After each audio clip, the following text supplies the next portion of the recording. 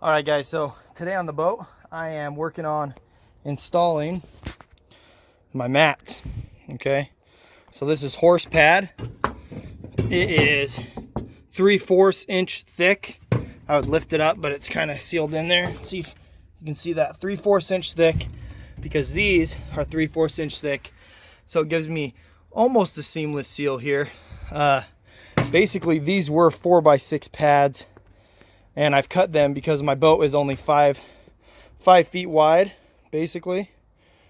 I cut a foot off of there. And basically what I used to do that, I will show you here in just a second. So this padding I chose, and I still have to do this side over here.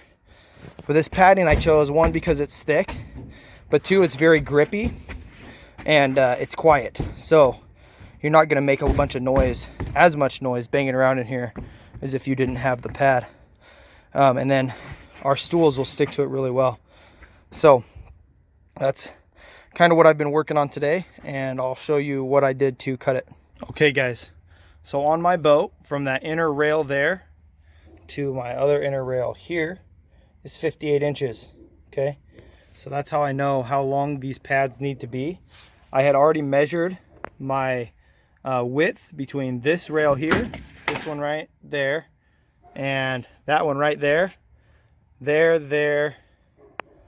here, as 4 feet wide, okay? So that's how I measured and I cut those. So now I know that this needs to be 58 inches wide. So then I move to the back of my truck where I've got my pad, and I find where my 58 inch mark is, there. So on my pad, it is literally right in the middle of this A every single time. So I kind of use that as my general marker, and these don't have to be perfect cuts. They just have to be as best you can. So I take my long piece here, and I line it up on the middle of my A, there. I'll pull my thing out, and basically what I do is take my square here, and I make sure that I square it up. And once I get it squared up on both sides, I'll make a mark. I'll draw it across with a pencil, and then I use my skill saw here with that horse in the back of the truck, and I just run it across real easy like, and then I get pieces like that. All right guys, so I've actually done a lot to the boat, and I forgot my camera the other day. So while I was working, I got a lot done, and so I'm going to kind of show you what I've done. So I finished up the blind here, and I went ahead and put in supports for the front of the blind. Let me kind of show you guys what that is. So what I did is I took a piece of aluminum, and because I want this whole thing to be pretty much removable as quickly as possible off of these clamps, I decided not to bolt these ones in like I did over here.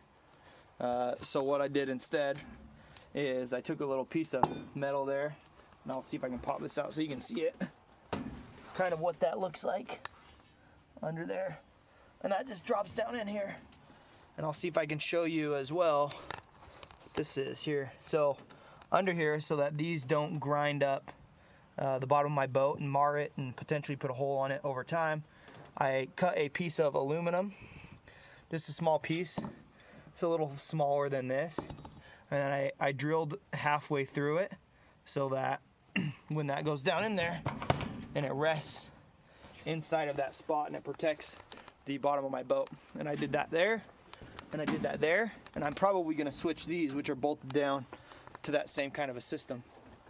The next thing that I did is I built the frame for the front here, part of it at least. So because I want my dog to be comfortable, I went ahead and cut out this dog glue, or dog igloo, what do they call it? Yeah, dog glue.